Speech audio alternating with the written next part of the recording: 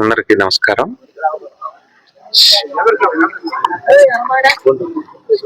ఒకప్పుడు కృష్ణా నది కింద కృష్ణా డెల్టా ఆయకట్టులో పంటలు పండేవి. తర్వాత కృష్ణా నది మీద కర్ణాటక రాష్ట్రంలో కానీ మహారాష్ట్రలో కానీ వీటన్నిటిలో అనేక రకాలైనటువంటి ప్రాజెక్టులు కట్టడం వల్ల నీటి లభ్యత తగ్గిపోవడం వల్ల కృష్ణా డెల్టా బ్రిటిష్ కాలం నుంచి ఉన్నటువంటి కృష్ణా డెల్టా ఆయకట్టు ఇబ్బందులు పడతా ఉంది. ఏ రకంగా అయినా సరే కృష్ణా డెల్టాని స్థిరీకరించాలి, లేకపోతే ఆహార భద్రత ఉండదు ఈ రాష్ట్రానికి అనేటువంటి ఉద్దేశంతో నదుల అనుసంధానం కార్యక్రమం కింద ఆ రోజు ముఖ్యమంత్రిగా ఉన్న రాజశేఖర రెడ్డి గారు పోలవరం ప్రాజెక్టుని మొదలు పెట్టాలని సంకల్పించారు. దాన్ని కొంత కాలువలు తవ్వడం జరిగింది. ఆ తర్వాత ముఖ్యమంత్రిగా వచ్చిన చంద్రబాబు నాయుడు గారి హయాంలో ఈ కాలువ కొంతమంది కోర్టు కేసులు వేసి తవ్వనివ్వకపోతే మేము రైతులందరితో మాట్లాడి ఈ ప్రాంత ప్రజలను ఒప్పించి వాళ్ళకి మంచి కాంపెన్సేషన్ ఇస్తామని, ఈ గ్రామాలు అభివృద్ధి చేస్తామని, ఈ వచ్చే నీళ్లతో వీళ్ళు పంటలు పండించుకోవచ్చని, ఈ వచ్చే నీరు తాగునీటికి కానీ సాగునీటికి కానీ అట్లాగే ఇక్కడ భూగర్భ జలాలు పెరగటానికి కానీ పనికొస్తాయని చెప్పి ఆ రోజు శాసనసభ్యుడిగా ఉన్న నేను, జిల్లా కలెక్టర్ గారు, చంద్రబాబు నాయుడు గారి ఆదేశాల మేరకు అప్పుడు ముఖ్యమంత్రిగా ఉన్నారు. మేము రైతులతో అనేక దఫాలు చర్చలు జరిపి రైతులు మొదట్లో ఒప్పుకోలే పొలాలు ఇవ్వటానికి. ఒప్పుకోకపోతే వాళ్ళందరినీ కన్విన్స్ చేసి మీకు 1 ఎకరం పోయినా కూడా 1 ఎకరం బాగా పండుతుంది, లేకపోతే 1/2 ఎకరం పోయినా మిగిలింది పండుతుంది, మీకు నీళ్లు వస్తాయని చెబితే రైతులందరూ కూడా ఆ రోజు సహకరించారు. సరే, ఇద్దరు ముఖ్యమంత్రులు రాజశేఖర రెడ్డి గారి వల్ల కానీ చంద్రబాబు నాయుడు గారి వల్ల కానీ ఈ కాలువ తవ్వటం సాధ్యమైంది. ఆ తర్వాత మన పోలవరం ప్రాజెక్టు ఇప్పటికీ కూడా కంప్లీట్ కాకపోవటం మూలాన పట్టిసీమ ప్రాజెక్టు పెట్టి చంద్రబాబు నాయుడు గారు మోటార్లు పెట్టి ఈ ప్రాంతం నుంచి కృష్ణా డెల్టా స్థిరీకరణకి పట్టిసీమ పెట్టడం ఆ రోజు మేమందరం స్వాగతించడం. నేను తర్వాత పార్టీ మారిన తర్వాత కూడా పట్టిసీమ ప్రాజెక్టు గురించి చాలాసార్లు మా ప్రాంతంలో మంచి జరిగింది అని నేను చాలాసార్లు ఓపెన్గా అసెంబ్లీలో చెప్పాను, ప్రెస్ మీట్లో చెప్పాను. ఎప్పుడు మేము పట్టిసీమ ప్రాజెక్టును వ్యతిరేకించలా. ఈ పట్టిసీమ వల్ల కృష్ణా డెల్టా ఆయకట్టు స్థిరీకరణ జరగటమే కాకుండా ఈ మధ్యలో ఉన్నటువంటి ప్రాంతాల రైతులు కూడా మంచి జరిగింది. మేము ఈ కాలువ లోపల ఉంటాం, అంటే లోతుగా ఉంటాం, భూములన్నీ కూడా మెరకలు ఉంటాం.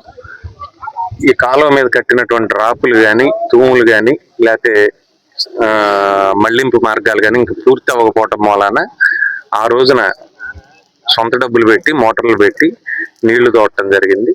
ఆ రోజు కూడా అధికారులు, ఇరిగేషన్ శాఖ అధికారులు కానీ, ఇరిగేషన్ మంత్రి గారు కానీ, లేకపోతే విద్యుత్ శాఖ అధికారులు కానీ వాళ్ళందరూ కూడా అబ్జెక్ట్ చేశారు. చేస్తే మేము ముఖ్యమంత్రి చంద్రబాబు నాయుడు గారి దగ్గరికి వెళ్ళి అడిగితే, ఎయిర్పోర్ట్కి వెళ్ళి అడిగితే రైతుల ప్రయోజనాలు ముఖ్యమై ఎక్కడున్నా కూడా రైతే అని ఆ రోజు ఆయన చెప్పటం.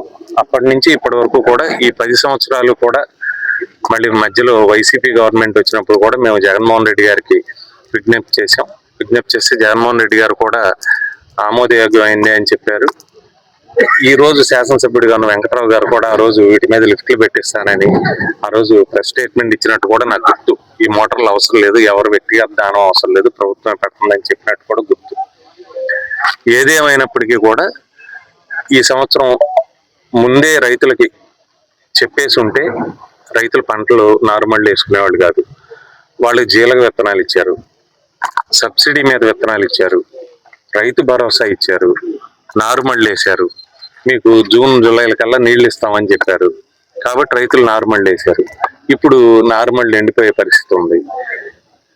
ఇక్కడ గ్రామాల్లో మోటార్లని ఏకపక్షంగా తీసేశారు, పంటలు నష్టపోయే పరిస్థితి ఉంది. ప్రతి రైతు కూడా ఎకరానికి ఒక 20,000 నుంచి 30,000 రూపాయలు ఆల్రెడీ పెట్టుబడి పెట్టామని చెబుతున్నారు. కాబట్టి ముఖ్యమంత్రి గారికి, చంద్రబాబు నాయుడు గారికి మా రిక్వెస్ట్ ఏంటంటే, అయ్యా మీరున్నప్పుడే ఈ భూసేకరణ చివరి దశ జరిగింది, మీరున్నప్పుడే ఈ మోటార్లన్నీ కూడా మేము పెట్టడం, నీళ్లు ఇవ్వటం, దానికి మీరు అనుమతి ఇవ్వటం జరిగింది. తర్వాత వచ్చిన ప్రభుత్వం దాన్ని కొనసాగించింది. కాబట్టి ఇప్పుడు మానవతా దృక్పథంతో గతంలో మీరు ఏ రకంగా ఈ ప్రాంత రైతులను ఆదుకున్నారో అదే రకంగా ఇప్పుడు కూడా రాజకీయాలకు అతీతంగా రైతులను దృష్టిలో పెట్టుకొని, ఇది వంశీ అడిగాడనో ఇంకొకళ్ళు అడిగాడనో కాదు, నాకేం ఎకరం పొలం లేదు, ఇక్కడ నాకేం పంట పండే భూమి లేదు, కానీ ఈ ప్రాంత ప్రజలు ఎవరైతే ఈ పోలవరం కుడి కాలువకి భూములు ఇచ్చారో రైతులు, ఆ భూములు ఇచ్చిన రైతులకు నీళ్లు కాకుండా వేరే చోటకి నీళ్లు వెళ్తే ఈ గ్రామాల ప్రజలు బాధపడతారు కాబట్టి ఈ గ్రామ ప్రజల